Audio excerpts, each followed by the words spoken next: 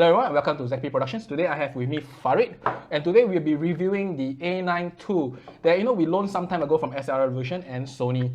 So Farid will be introducing himself and of course talk about A9II a little bit, and then we'll do a proper full review in the next session. So I hope you enjoy this section and let's move.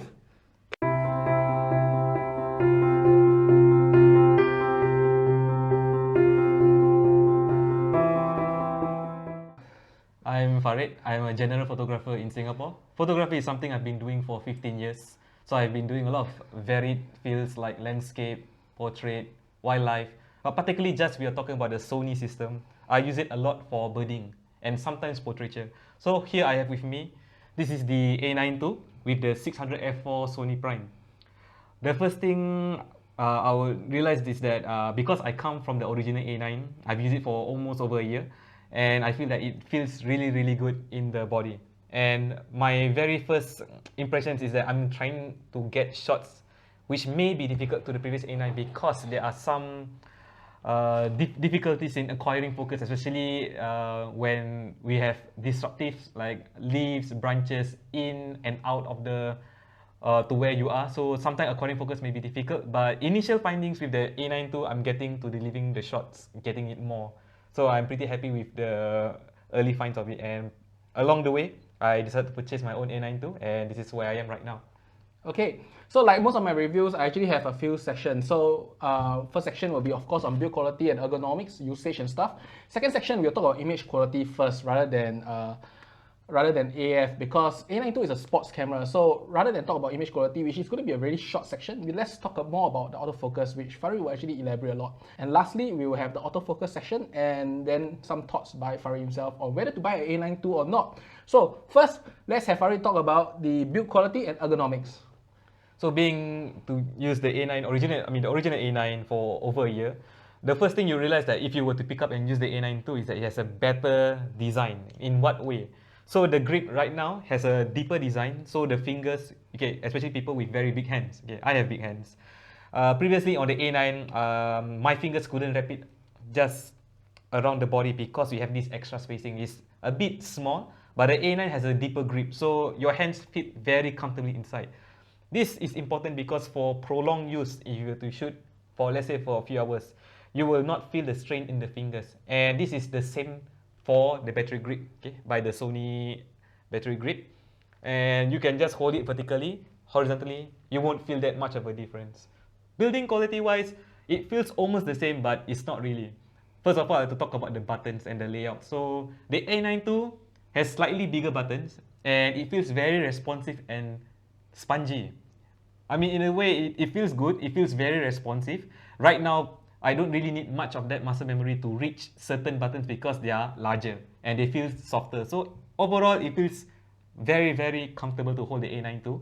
And one thing you would realize, the physical difference is that the dial, the shutter dial on top is no longer protruding in the body. So with the button design outside, you can just have that little edge on your thumb to reach the shutter button. It just feels good overall. Yeah. If you compare to the A9 itself, right, which is better for long-term usage? Well, definitely I would have to say the A9II now that I've used the A9II for quite a while.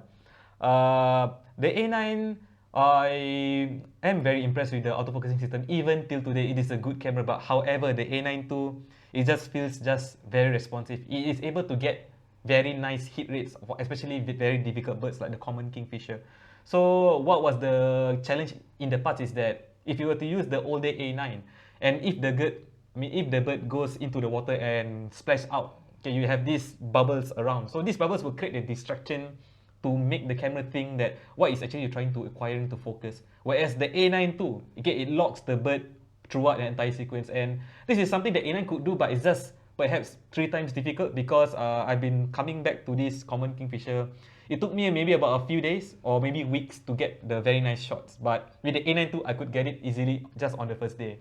Okay, so before we actually go even more deep into autofocus, like, first let's talk a little bit about image quality. What do you feel about the A9II image quality? Is there any difference compared to the A9? Okay, so being that said, the A9II shares the same sensor as the A9. However, there is a difference in the processing. And how does it affect? I mean, personally, people would say that, okay, the ISO, you don't really see that much of a difference. But me being such, I would like to resolve the very fine details of the birds, the feathers especially. And if I were to shoot anything above 3002 ISO, I wouldn't want to crop in so much because you're gonna see noise. However, with the A9II, I'm very, very confident to shoot with the 6004 ISO. I think if I were to give it a rate, unscientifically, but it's just based on real world experience, I could go about a stop over than the A9. So this is what we could do. If you were to use the teleconverter to shoot, you want that extra reach for especially small birds in flight. You would need to crop with the A9 without a teleconverter. But with the teleconverter, you lose that stop. But I mean, it's unable to receive that much light in. So the A9II is able to pump that ISO further by a stop, and you actually get roughly about the same image quality about a stop over the ISO. So with the A9, perhaps I need to shoot at 3002 ISO at this setting, but with the A9II, it gives me that allowance to shoot that one stop. It could be the ISO 6004, but I could also speed up the shutter speed. So I think this gives me a very great advantage if I were to use the A9II.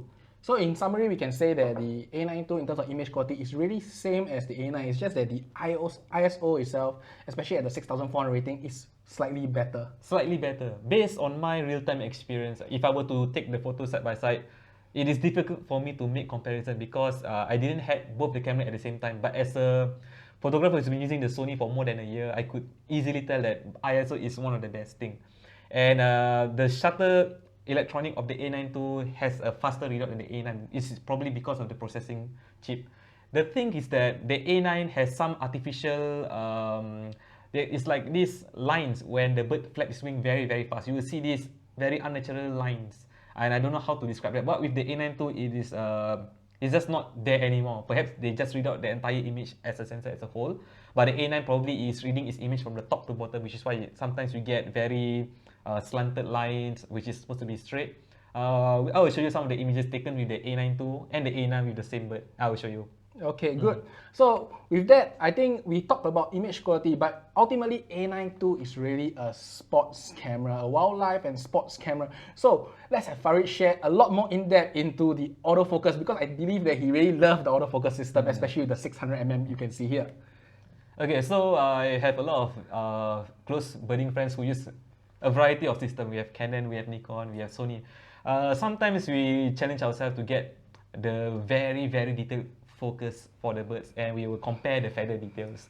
And by far, Sony has one of the higher hit rates, especially when you're taking photos of birds that is coming to you. The thing is that if you have to take birds which is coming from left to right or right to left, there is no difference in the focal plane. Basically, the bird and the sensor of the camera is about the same distance throughout the sequence. So there is not much of a difficulty to acquire focus, but one thing that shines on the Sony system is that it's able to get photos where the birds comes right into you. Because the closer the bird is to your minimum focus distance of the lens, depending on the lens that you use, it's going to have difficulty in focus. And I could acquire focus with the animal eye autofocus, and this worked when I was shooting the owl. So perhaps there are some conditions to work for animal autofocus to work, because based on my experience, I could only get it on the owl but not on some birds like, per se, eagles or common kingfisher. Perhaps owls have eyes which is like more front facing. So it's like, maybe perhaps the system thought it's like a, there's two eyes, then they could just pick up the photo, as compared to birds who have eyes that is like outwards, which is like a parrot, eagle. So when the bird flies sideways, you are unable to focus the eye particularly. But ultimately, the Sony generally lands the shot on the body almost 80%, or in fact 90% of the time. I think you can see through the videos, right? You really can see a lot of the images that Farid has shot. A9II is really, really an impressive camera. But now we have talked about all the good stuff. So is there anything in the A9II that is not really great? Okay, so as a birding photographer, the one thing that I may not like is actually the buffering. Okay, so the A9II still uses the SD2 cut slot, and the readout is pretty fast, but it's just not so fast if you were to take the full sequence. So if I were to take a photo per se, maybe a 10-second or 20-second burst of a sequence, let's say the common kingfisher diving and out, in and out, or the eagle hunting for the fish. And if you were to hit somewhere about 20 seconds, you will start to see that it's reading up, it's taking up some time to load the spaces into the cut. I feel that in critical moments where you are required to shoot, maybe something happened in between, and then you just need your camera to buffer and just run and just keep running. So perhaps if one day Sony could just maybe choose a CF Express cut with extremely fast buffering speed, I think that would be good. Yes. Definitely, I think the CF Express is a good deal. I mean, a lot of the newer cameras, especially those by Canon, is using the CF Express. So I think really Sony should also use CF Express because I think buffering is the only issue that everybody complains about the A9 II. I mean, it's a sports camera, but it really doesn't have that much of a good way to clear its buffer quickly. So is there any other thing other than the buffer issues that you want to highlight? Well, to be fair, even the buffer may be smaller to its competitors. I mean, it's much slower. But we need to think in the price point because let's per se Canon or Nikon flagship cameras can easily cost about 3,000 Singapore dollars more than this body. So something to take note if you were to buy into a Sony system as a overall, it may be cheaper for you. One thing that I may not like about the A9II is that, you know, other camera brands nowadays, they have full touch screen interface, whereas the Sony, you could do that, but it's only during the playback or during the choosing of the focusing spot. So I thought that it has a nice interface if you could just, you know, swipe left, swipe right, just like how you use your phone. Because we use our phones every day, and I think it's just more of a muscle memory to get to certain interactions with the body. I think having a full screen interface would be good. So Farid obviously is really impressed with the A9II. So what are your thoughts? What are your final thoughts for this A9II? Will you recommend people to buy? And of course today, if let's say in the long run, do you think A9II is the way to go? Okay, so it depends if you come from a different brand. If you were to come for a different brand, it's something to consider because of the system you already invested. But if you come, if you just want to start up as a camera, right, as a new system, I would highly recommend Sony because of the price point. Sony generally price the equipment just right. I don't feel it's too expensive, but I don't feel it's cheap, but it's just about right. So you could argue that the A9 is much cheaper. In fact, it is a very good deal right now. But what do you get if you were to jump into the A9II? So there could be two scenarios. It's either you're currently using the A9 or you're just someone who don't have the Sony system. So my advice is if you have the A9, you may want to keep it unless, as what is mentioned above, you could have that one-stop flexibility because of the ISO performance. If you are shooting a lot in low light, I would highly recommend the A9II. But if you think the A9, you could just live with the ISO, then I advise you to just stay with the A9. But if you're someone who just comes into the system as a new into Sony, I would highly recommend the A9II. It's because it's already one of the most advanced autofocus. I mean, I hardly get any missed shots unless it's my own negligence. But based on my experience, I'm always getting the shots with the A9II. It's almost cheating. It's almost cheating. And we did side-by-side comparisons, I mean, on the ground in real-world use by Canon and Nikon, and they don't have much of a headache compared to us. And the Sony is able to resolve better details. So if you think that you're always shooting at a very high ISO, per se maybe above 6004, I think the A9II is a clear winner here, despite the price point. I would definitely support it. So, any more things to add before I end this video? So something for you to consider about the A9. We don't say about A9, we talk about Sony, and Sony offers a very good system for the birding, which is the 200 to 600mm lens. That lens currently retails at about 2,003 or 2,002 Singapore dollars, and it's able to get very good shots. So if you don't really need the ability to do teleconverting to get more reach for smaller bursts, I believe the 200 to 600 is a very good buy because it is the only lens, I believe, in the entire world that has the reach of a 200 to 600 in a single lens. That's like about 3 times zoom.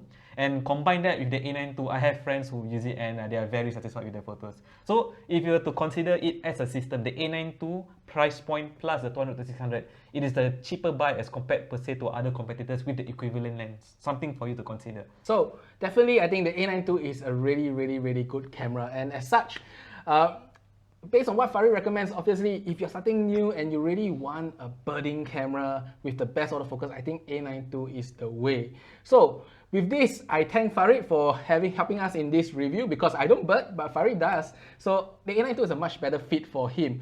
I hope you enjoy this session, and I will see you next time. Do like and subscribe, and enjoy this video and maybe future videos. I will get some other guests who use more specialized equipment and do such reviews. I hope you see you next time. Bye bye.